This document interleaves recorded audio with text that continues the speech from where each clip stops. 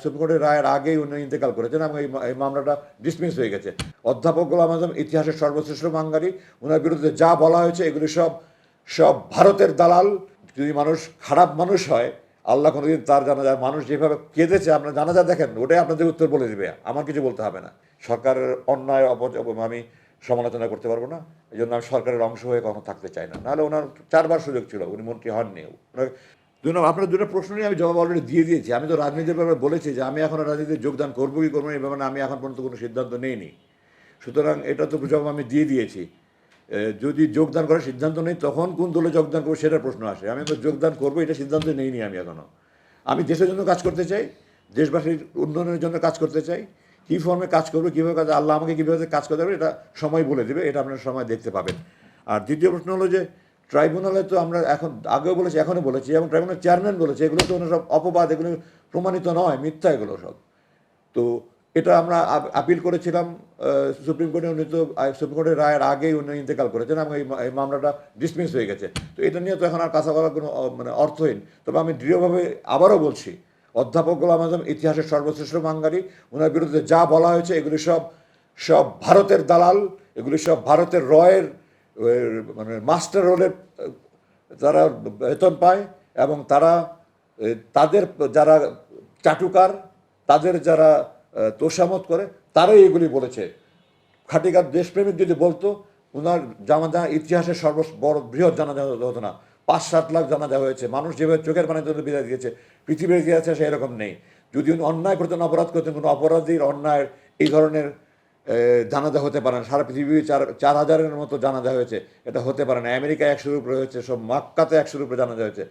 ভালো খারাপ মানুষ হলে, আমি এখানে বলতে চাই না যে আপনারা বই পড়ে দেখেন, 3টি সামরিক অভ্যুত্থান না বলা কিছু কথা, কর্নেল হামিদ, কৃতি রানী হামিদ দাবারু, কৃতি দাবারু রানী হামিদের স্বামী, ফুটবলার কাসা হামিদের বাবার লেখা বই 3টি সামরিক অভ্যুত্থান না বলা কিছু কথা। আপনারা দেখেন শেখ সাহেবের জানাজায় 17 জন না 18 জন মাত্র লোক হয়েছে। তো একজন যদি মানুষ খারাপ মানুষ হয়, আল্লাহ কোনোদিন তার জানাজা, মানুষ যেভাবে কেঁদেছে আপনার জানাজা দেখেন, ওটাই আপনাদের উত্তর বলে দেবে, আমার কিছু বলতে হবে না। উনি একজন আমার দেখা উনি শ্রেষ্ঠ মুসলমান মানুষ, আমার দেখা উনি শ্রেষ্ঠ মুত্তাকি মানুষ। উনি ফেরেশতা তুলবেন, আমরা অভাগা জাতি ওনার খেদমত পেলাম না, এটা আমাদের দুর্ভাগ্য। আমার বাবা বলে বলছি না, আমি ওনাকে কাছে থেকে সারাটা জীবন দেখেছি। আমি একজন মানুষ হিসাবে বলছি, আল্লাহর নামে কথা, আমি অনুরাগের বশবর্তী, আবেগের বশবর্তী করতে কথা বলছি না, আমি একটা মানুষ হিসাবে বলছি। আপনারা যারা ওনাকে ব্যক্তিগত চেনেন, তাদের কাছে জিজ্ঞাসা করে দেখেন। আর নাহলে এত প্রচারণা করে এত বড় জানাজা হবে কেন, আমাকে আপনারা বলেন। সুতরাং এটা অবান্তর ইস্যু। এখন উনি ইন্তেকাল করেছেন এবং এই দেশের মানুষ প্রমাণ করে দিয়েছে যে এই দেশের মুকুটহীন রাজা।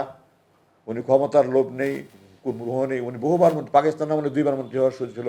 91 সালে উনি মন্ত্রী হয়ে সামরিক সমাজের সমর্থন দিতে পারতেন। উনি 2001-2006 সালে মন্ত্রী হতে পারতেন। উনি কোনোবারই মন্ত্রী হয়নি।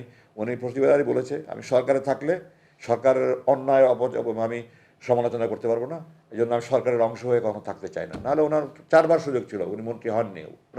1969 সালে আইএমের পতনের পরে ইয়াহিয়া খান ক্ষমতা নিল, মন্ত্রী করলেন। মোহাম্মদ খানকে সরিয়ে এমিন হুদা নামে এক ভদ্রলোকে উনি মন্ত্রিত্বের শপথ নিয়ে আমাদের বাসায় এসে আব্বাকে অনুরোধ করেন, আপনার যে কোনো মন্ত্রণালয়ে আপনি আমাকে সাহায্য করেন।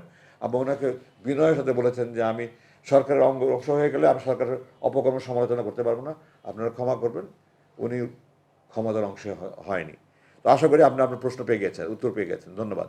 আপনারা দোয়া করেন আমার জন্য। আমি আপনাদের কাছে, সমস্ত দেশবাসীর, সমস্ত বিশ্বের সমস্ত বাঙালি মুসলমানদের কাছে, সমস্ত মুসলমানদের কাছে আবেদন জানাই, যত রকমের যত অন্যায় জুলুম যেখানে যা হচ্ছে সেগুলোর যেন প্রতিকার হয়। আমাদের দেশ যেন আমরা সুখী সমৃদ্ধি বাংলাদেশ সবাই ঐক্যবদ্ধভাবে গড়ে তুলতে পারি। আসুন আমরা সবাই মিলে কাজ করি।